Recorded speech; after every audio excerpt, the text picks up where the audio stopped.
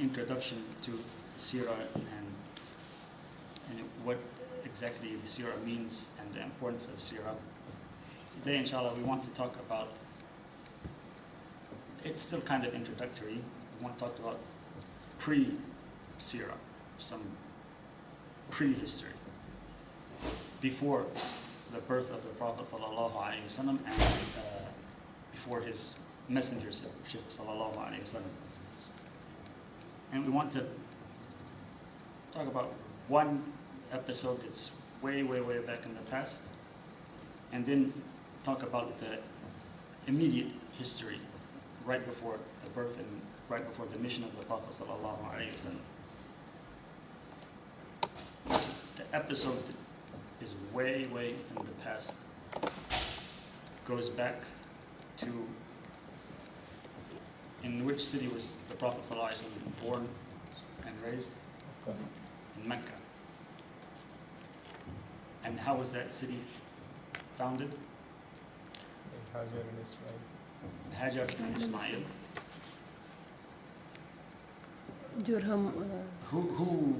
How did Hajar and Ismail get there? Ibrahim alayhi salam. Ibrahim alayhi salam. So we want to go back to Ibrahim alayhi salam, and not entire life of Ibrahim alayhi salam, but just what relates to the background of our Prophet sallallahu alayhi wasallam. Ibrahim alayhi salam had a wife, and his wife's name was Sarah. His wife was given a maid servant. Who was? Hajar. Who gave her the servant to Sarah? This king. Which king? If I'm not mistaken, it was the king of Egypt. There's a story behind that, but Hajar was the maidservant of Sarah. Ibrahim alayhi salam, after he had reached old age, and his wife had reached old age as well, he didn't have any children, and he wanted to have an heir, someone who would take on his name and his legacy. Sarah, because she didn't conceive, she gave her maidservant to Ibrahim alayhi salam, who was Hajar. Hajar became pregnant, and a kind of rivalry existed between Sarah and Hajar, it happens among the daughters of Adam. Ibrahim was told to send away Hajar and her son. And he brought them to what is now Mecca. In the book by Martin Ling, he mentions some of the story, what happened to Ishmael and to Hajar in the desert. And we know that from our tradition as well. There's the history of how the well of Zamzam was first dug up. And that's where the town of Mecca started to become a town. It's in the middle, Mecca is in the middle of the desert, and it's also in the middle of mountains. It's hard to get to. No one would want to go there for any reason except that Allah subhanahu wa ta'ala put the offspring of Ibrahim in that town, and Allah subhanahu wa ta'ala made that well spring up. We read Ishmael and his mother were there, and they were living off that water, and a tribe called, this is an ancient tribe that at the time of the Prophet ﷺ didn't exist. But it was still part of the collective memory. They were still talked about, but they were basically extinct, at least that name. Nobody carried that name anymore. It was called Jurhum. They lived and they asked permission to live with a mother and her child in Mecca, and that's the beginning of that town.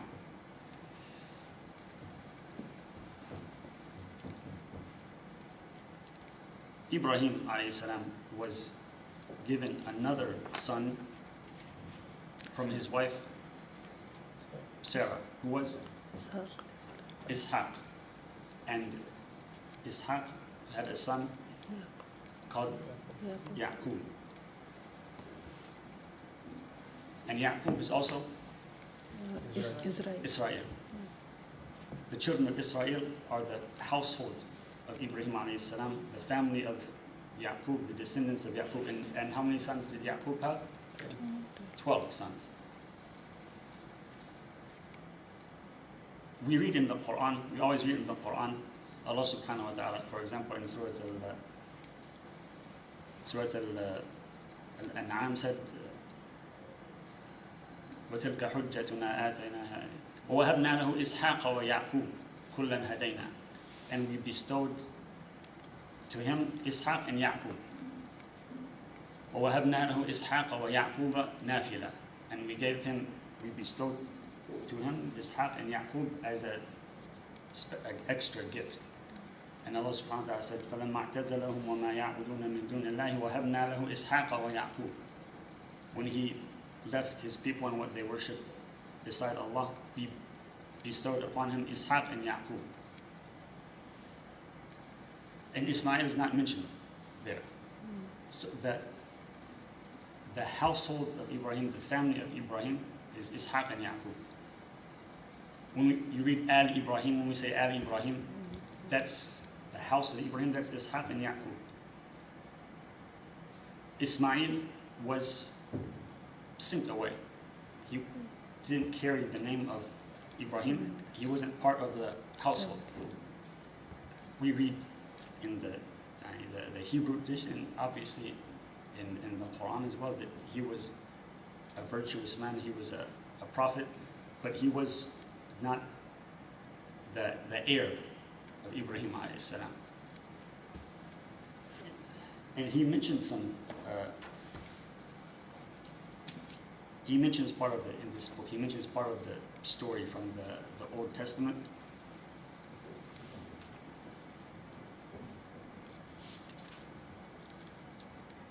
And we read in the book of Genesis when Hajar is given the news that she's going to conceive and bear a child. It says, the angel of the Lord also said to her, you are now pregnant, and you will give birth to a son. You shall name him Ishmael. And Ishmael or Ismail, what does it mean?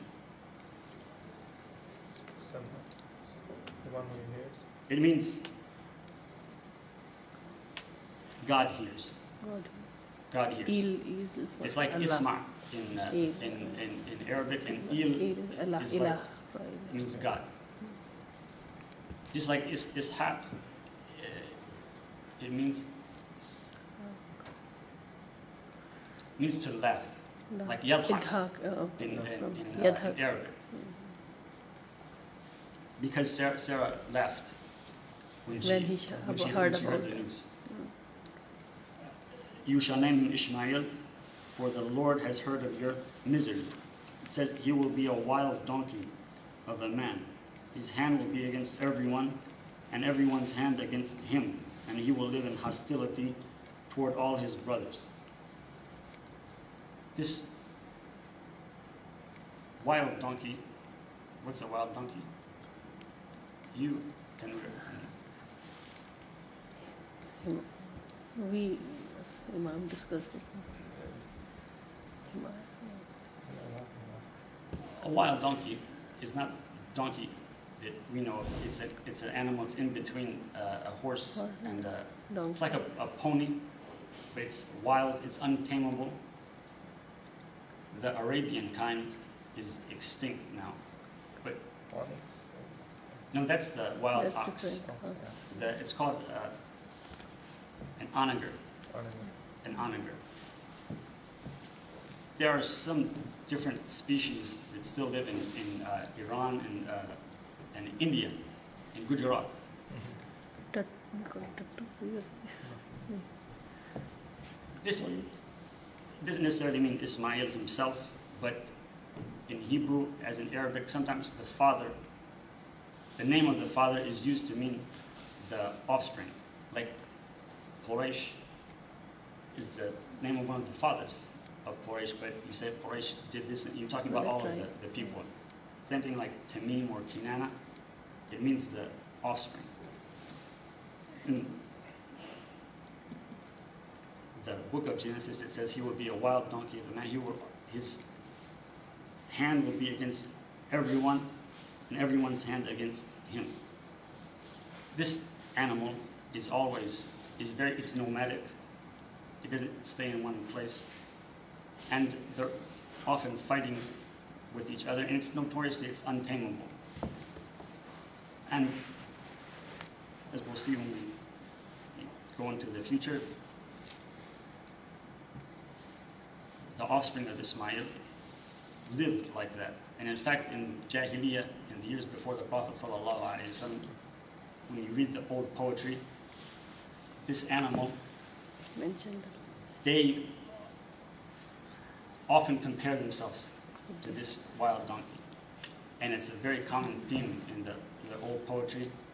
They start off talking about their camel, they travel on, and then they go, it's like one of these wild donkeys, and they go into a long, long story about the adventures of that wild donkey.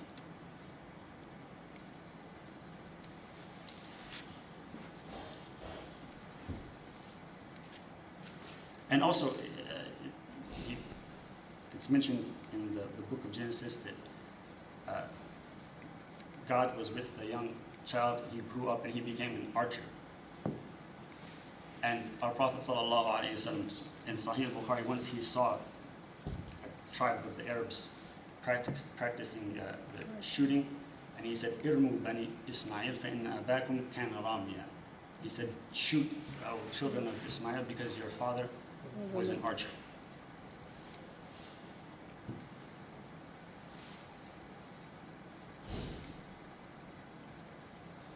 Later on, Ismail and Ismail's father, who was Ibrahim, were commanded to build the house. It's now in Mecca, the Kaaba. And we read that Ibrahim came to visit his son Ismail several times. Even though he had been commanded to send him away from his household, his heart was still attached to his son, and he still checked up on his son, and he was commanded to build that house with his son, which we read in the Quran was the first house of worship built for the people. It's worth mentioning that it's commonly held among Muslims that Ismail is the son that Ibrahim was told to sacrifice. That's very widely held belief among Muslims. Allah subhanahu wa ta'ala knows best, but the established tradition is that it was Ishaq. And just the fact, Ibrahim already sacrificed Ismail. He already gave him up. He already had to send him out of the household. The one that he was told to sacrifice was the one who was supposed to be his heir. And Allah subhanahu wa ta'ala knows best, but that's the established tradition, that it was Ishaq who he was told to sacrifice. And in Surah Al-Safat, when we read about the story of Ibrahim being told to sacrifice his son and the son surrendering, after that we read وَبَشَّرْنَاهُ بِإِسْحَاقَ نَبِيًّا مِنَ الصَّالِحِينَ وَبَارَكْنَا عَلَيْهِ وَعَلَى إِسْحَاقَ. We gave him glad tidings of Ishaq that he would be a prophet and one of the righteous, and we blessed him and Ishaq. And you assume that you read the story and the son makes that sacrifice, and then you read that the son was blessed.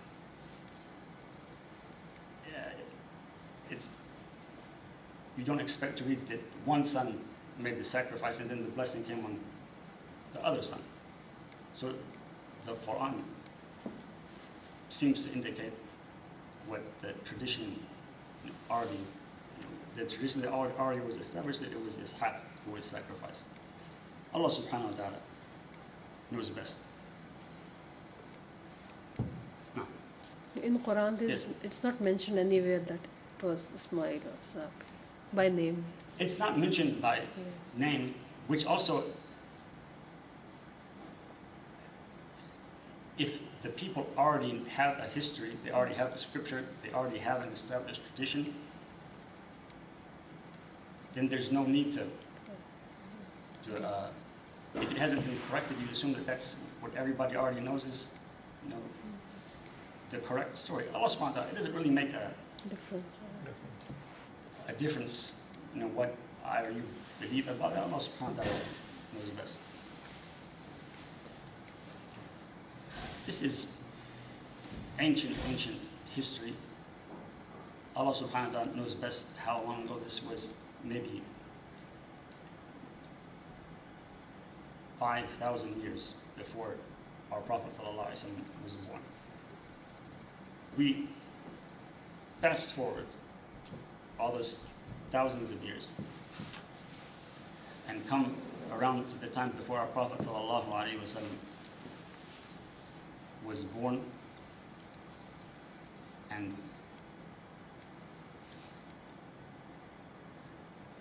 first of all, we'll go from the outside in. And that time, does anyone know what year that was in the Roman calendar? The year in which the Prophet ﷺ was born? 570. I think some people may say 571, but 570 is the year I know.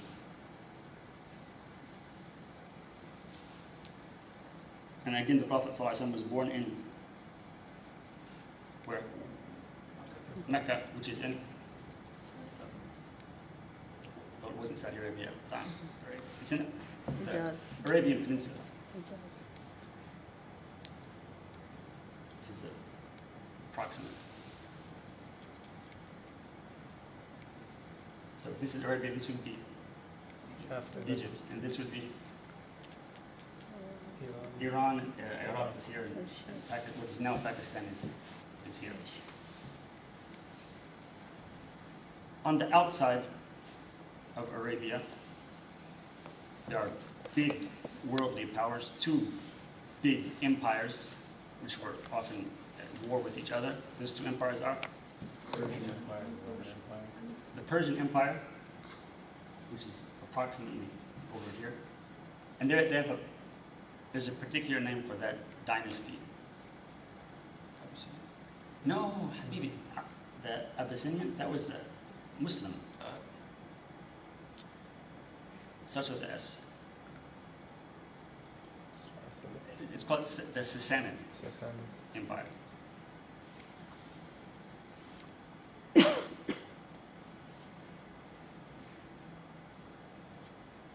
And basically this is very, the Roman Empire, they called themselves the Roman Empire, and in Arabic they're referred to as the Romans. Afterwards, people started calling them a different name. It starts with B. The Byzantines, because there were two Roman empires. So afterwards, people to differentiate between the first one and the second one, they call these the Byzantines. And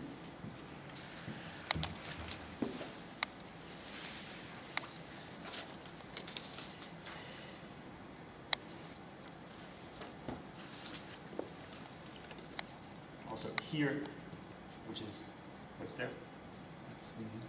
Abyssinia, around the area we call Ethiopia now.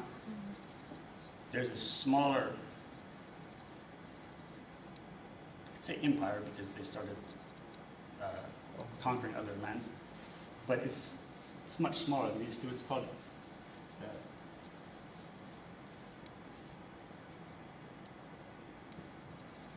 the Aksumite Empire. In Arabic, they call it Yaksum. This, we'll read about this later because of someone, a good person from that empire who was Najashi, the king who took in the Muslims as refugees. This is a small empire, and it's kind of a client state, a client of the Byzantines. It's not entirely under the rule of the Byzantine Empire, but it's not entirely independent either.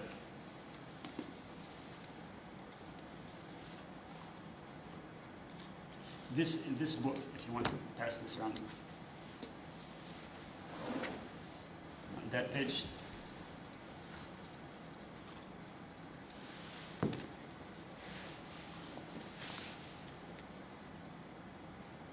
he has a pretty good map of the different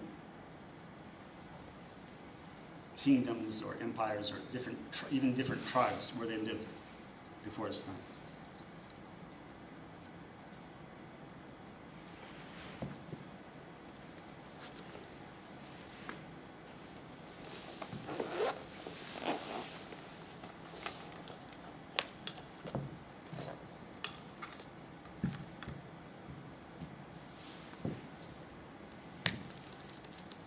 Also, there's a map, this is from Wikipedia. It has basically the same thing on there.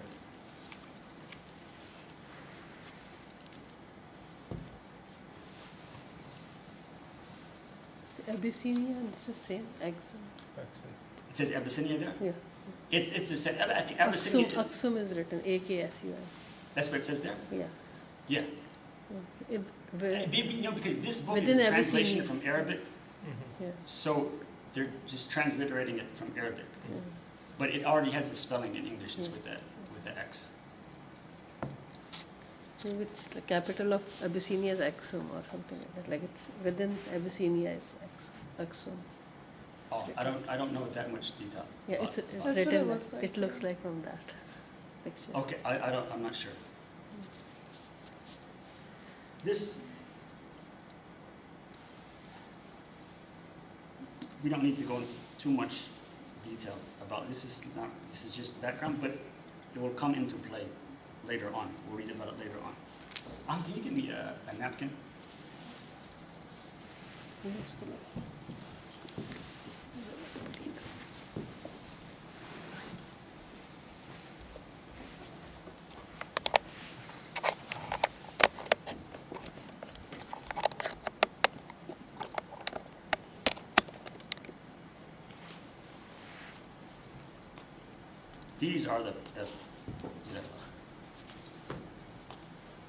These are the powers or the nations that surrounded Arabia. The Arabs themselves at that time are basically two different peoples and two different races. Does anyone know what those two are?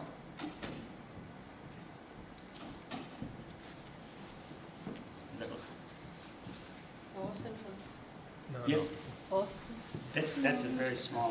one part. It was Kahtan. Yes. Qahtan, Adnan and Kahtan. What did you say? Adnan and Adnan Qahtan. Kahtan.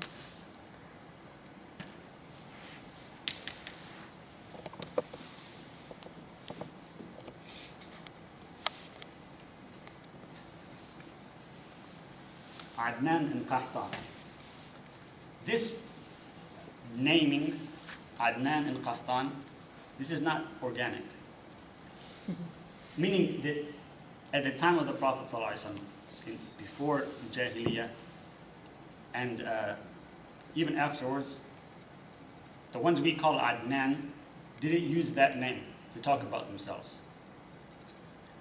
The ones that we call Qahtan use that name, but sometimes it wasn't the most common name.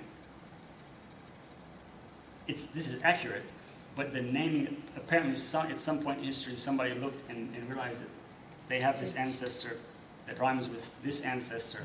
So we'll say Adnan Qahtan is stuck. It doesn't make a big difference. But if you're actually reading things that were written or things that were said back then, you're not going to find Adnan, and Qahtan is not the most common usage for the other half. Adnan is usually referred to as, if anyone knows this, they get a star. At the start. You get a extra credit. Okay, get a star. Qahtan, what I remember is the southern part near Yemen, and Adnan is the northern area. Qahtan is called Yemen. Yeah. Yemen. So you get half of a star for that.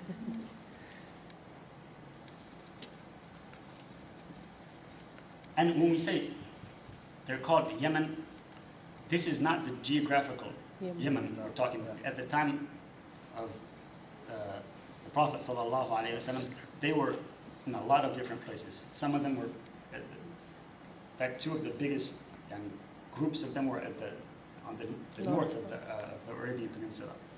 So when we say Yemen here, we're not talking about geographical Yemen. This is a race when we say Yemen. Because they were originally from Yemen, and their ancestor, most of them is Seba. From the flood that came. Yeah, we read about that in the Quran. That's the name of one of their ancestors. I think it would be the grandson of Qahtan. Adnan is referred to as Ma'ad, who is the son of Adnan.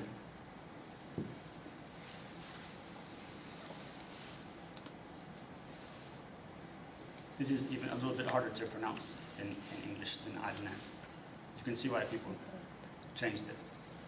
So there's Adnan and Qahtan, as we call them now, and there's Ma'ad and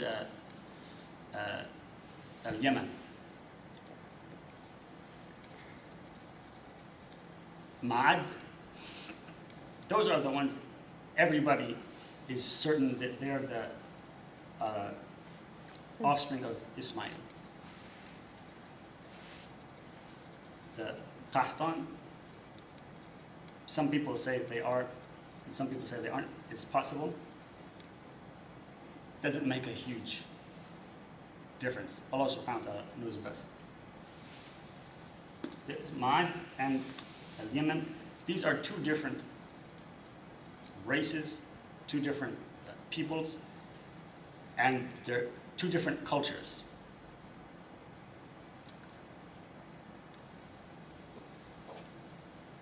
Ma'ad are the ones that description in the book of Genesis fits the best. For the most part, as a general rule, they're nomads. They're nomads, for the most part. What does that mean? They will settle. They don't have a proper place. They don't have cities with walls. They don't have permanent settlements.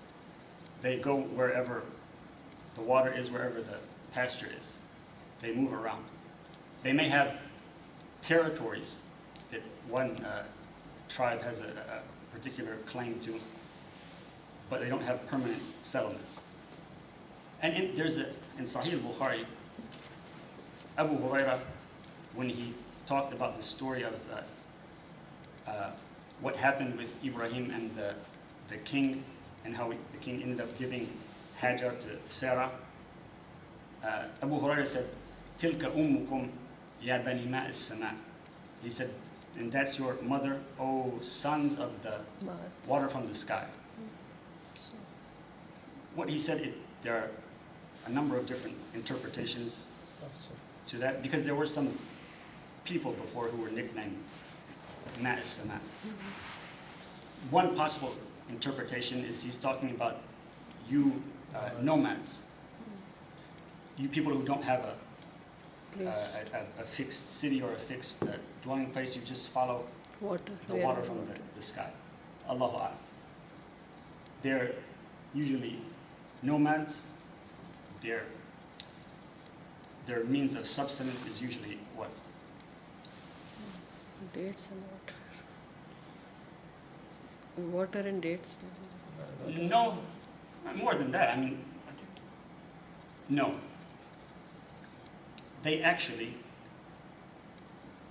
those who are more powerful, they actually sneer at people who live off of hunting. Okay.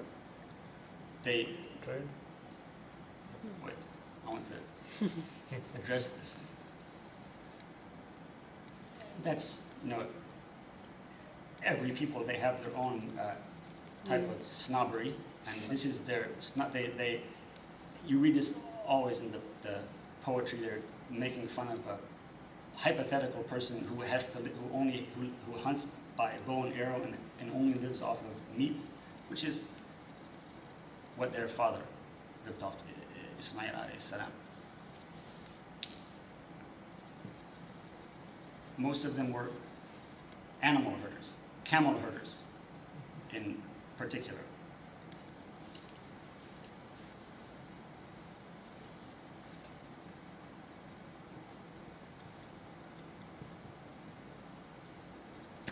Actually, the more wealthy and the more powerful among them were camel herders.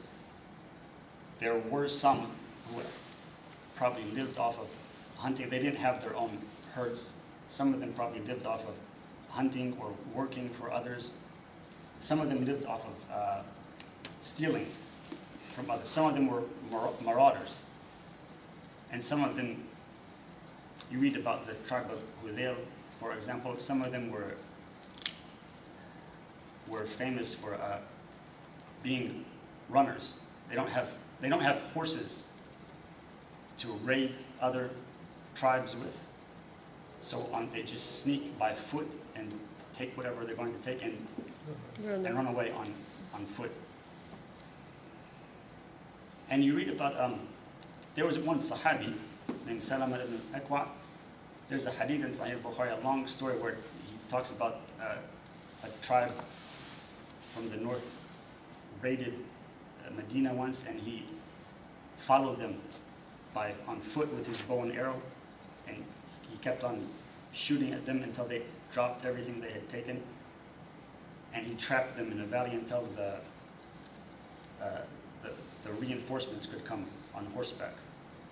But he was On foot.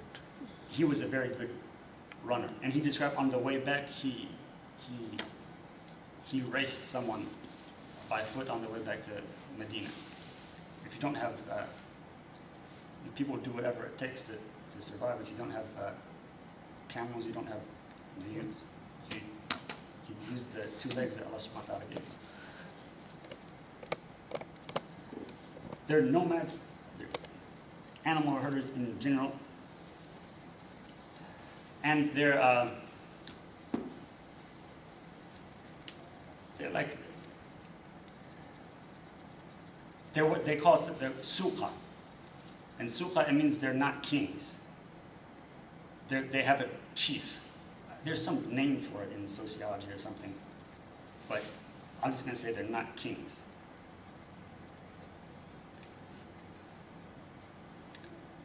You could say democracy if you wanted to, but that's a real cute term everybody likes. But we're just going to say they're not kings.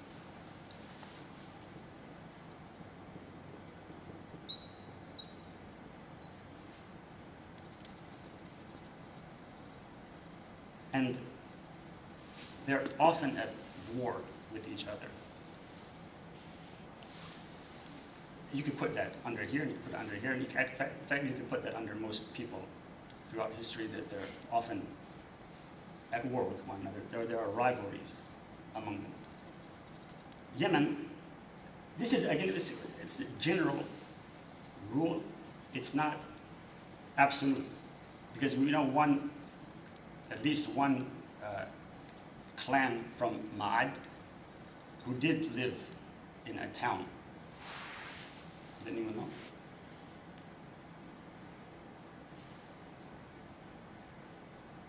It should be the first thing that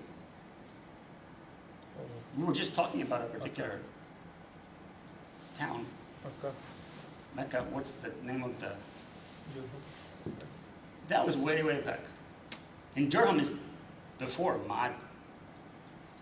What tribe lived there? Quraysh. Quraysh is from Ma'ad. That's another point.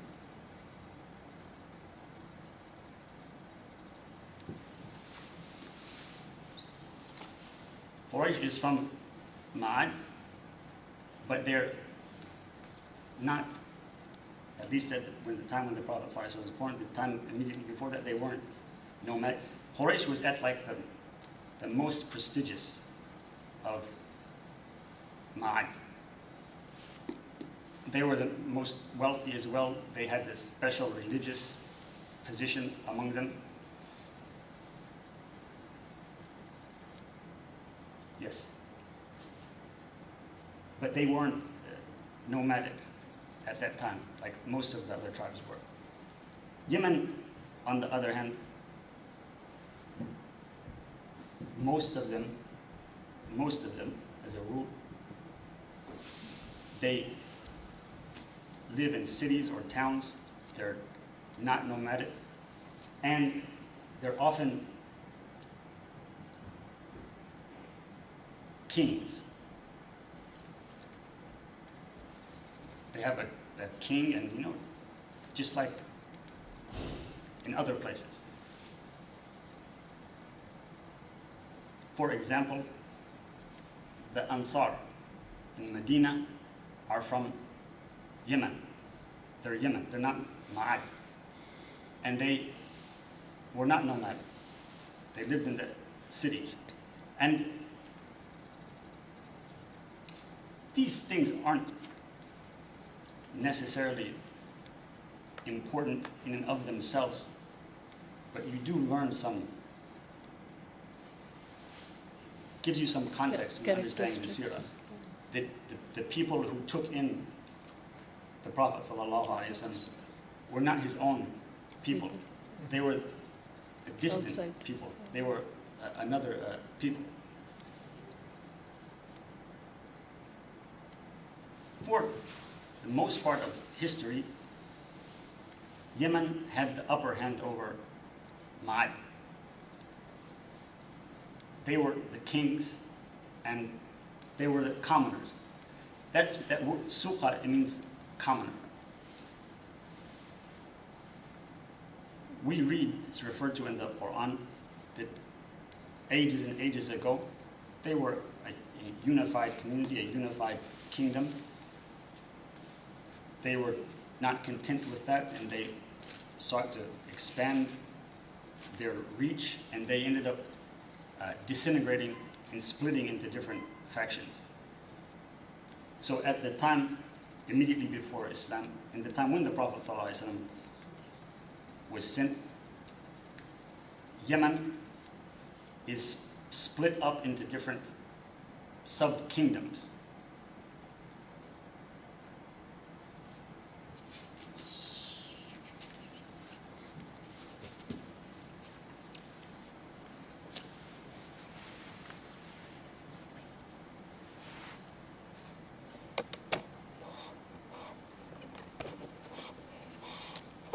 So you have, there's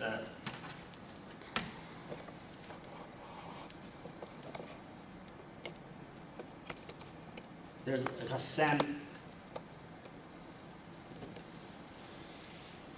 and is it on?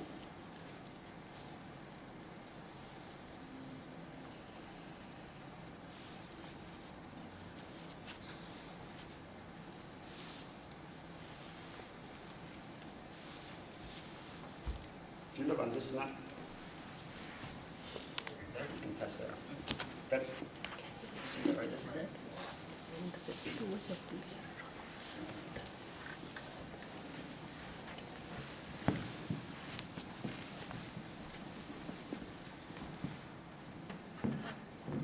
Can't see, can't see it.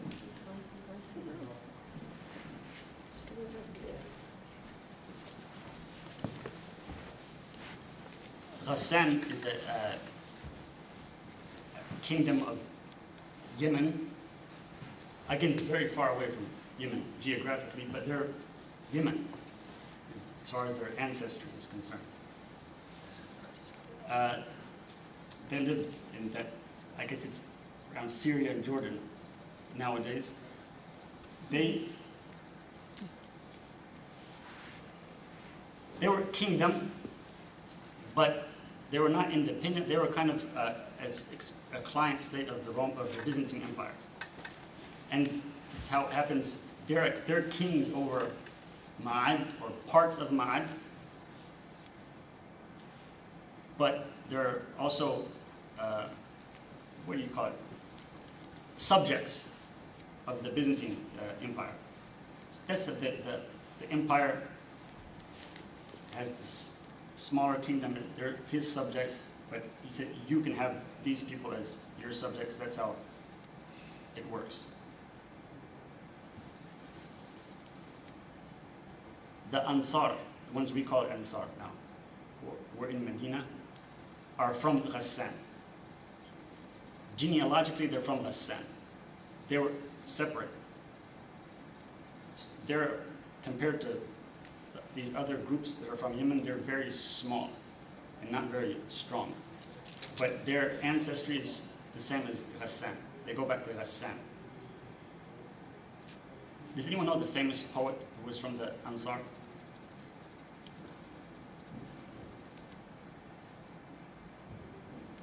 His name was Hassan. Hassan ibn Thabit. Anyway, before he was Muslim, he would go to the courts of the kings of Hassan and say poetry and get rewarded for it. There's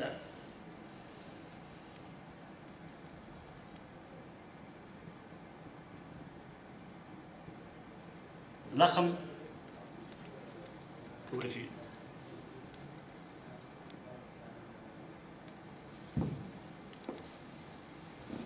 you look to the right of Ghassan, there's another circle about the same size. They're another kingdom from Yemen. They're clients of the Persian Empire, and they're rivals to their brothers from Yemen. And there were a number of wars between these two kingdoms.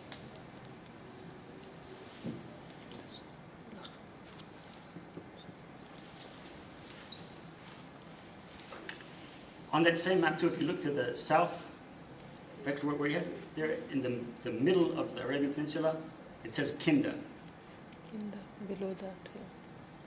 That was a long time before, well, maybe 100 years before the life of the Prophet ﷺ.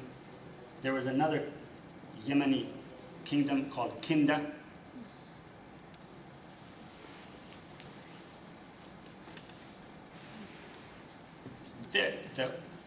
One of their capitals, somewhere in Central Arabia now, it's been unearthed, and they have, you can find pictures of their remains and the writing, which is in Arabic, but it's in Ethiopic letters. So they're kind of Arabic words, but in different letters.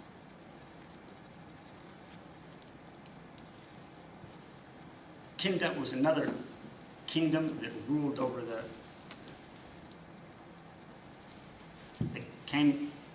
they belonged to Yemen.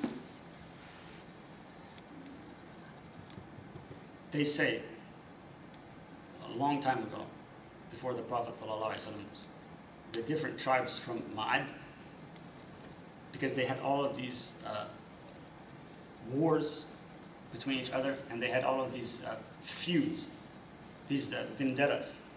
So you kill someone, you kill my uncle, I'm going to kill your uncle and your brother, and you, if I can, and someone else too. And then you're not going to sit and take that. So you're going to, and it's going to go back and forth, back and forth. they say that some of them said they went to one of the kings of Kinda and said, Ma'ad is going, they're going to exterminate each other. So we want you to appoint kings over us.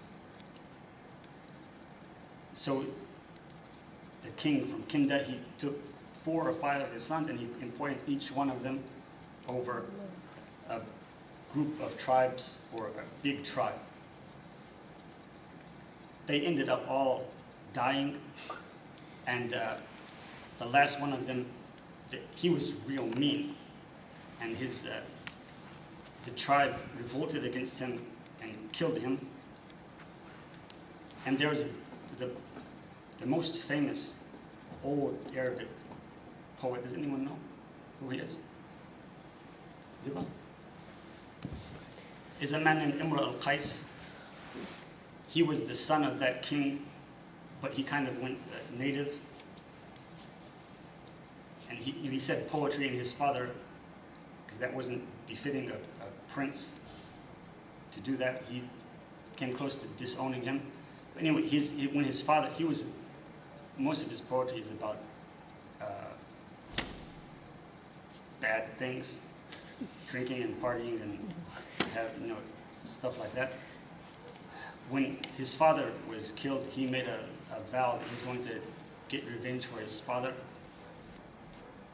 So he fought some fights. He ended up dying they say he ended up dying in what they call Rome, which is now Turkey. That was kind of the end of that.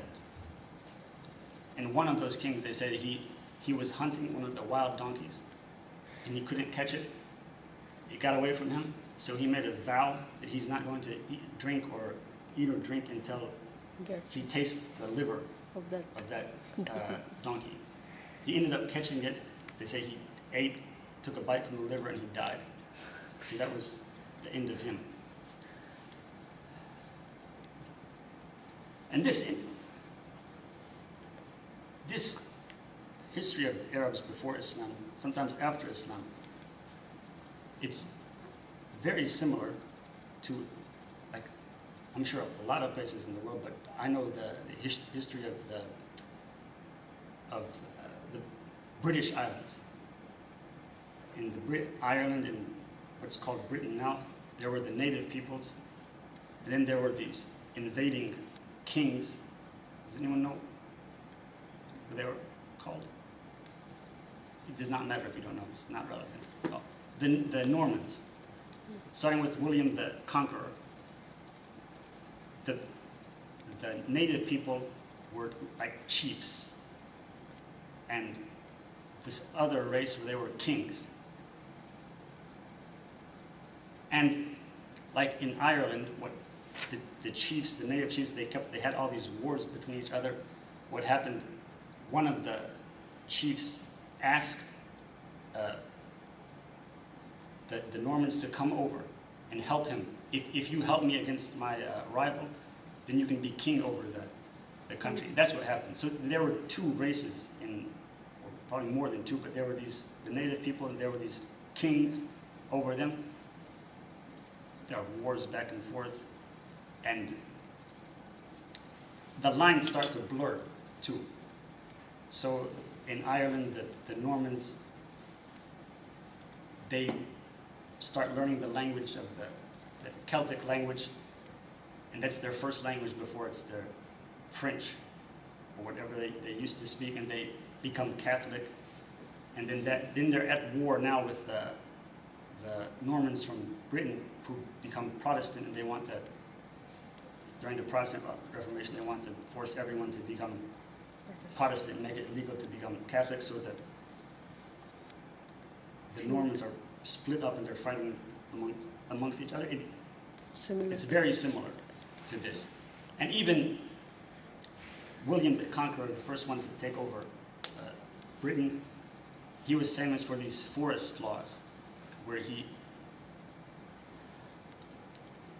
this land is my personal hunting grounds. So he tore down all the houses that lived there. And anyone, if you hunt a deer in this forest, you get executed.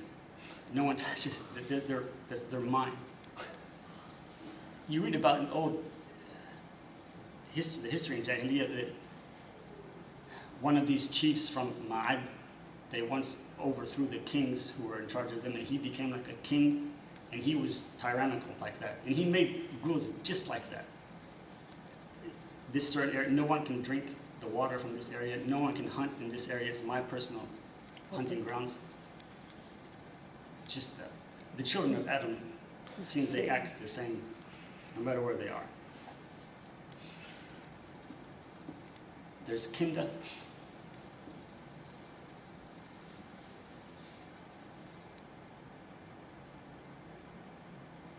Okay.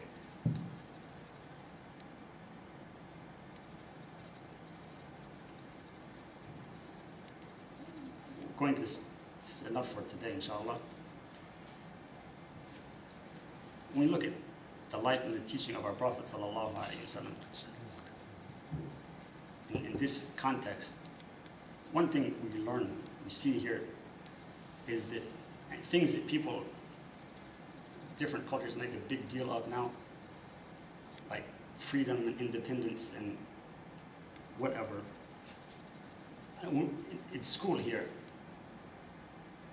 it seems like we're taught, at a young age, that nobody ever thought of freedom or independence before this country, and everybody was happy being oppressed before this country existed. That's not true. If you look at the history of the Arabs in Jahiliyyah, that's real freedom. In this country, we say a big word, we talk about being a free country.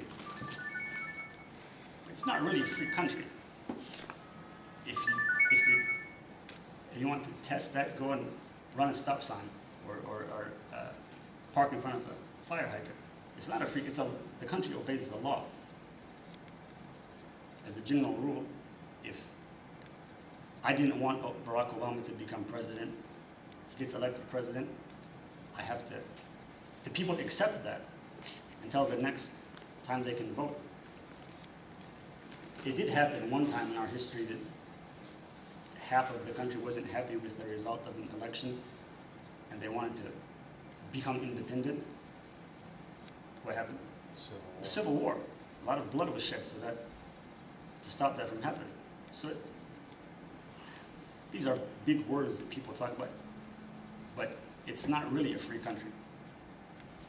It's a law. There are certain privileges that we should be grateful for, but for the most part, it's a law-abiding country. And that's a good thing. Freedom is Jahiliyyah. Every tribe, every family for himself. Every person takes the law in their own hands. If I think I'm offended, I'm going to kill you and all of your family to make a point. That's what freedom, real freedom, that's what it looks like. It's not some privileges are good and they can be something you should be thankful for. But freedom is not a virtue in and of itself. And none of us are really free and independent of our neighborhoods, of our communities, of our societies. That's kind of faithlessness. That's kufr. We take so much from the most important thing we take is safety. We take so many other things from our communities, from our countries, our societies, to say that I don't have any responsibilities, that I do whatever I want.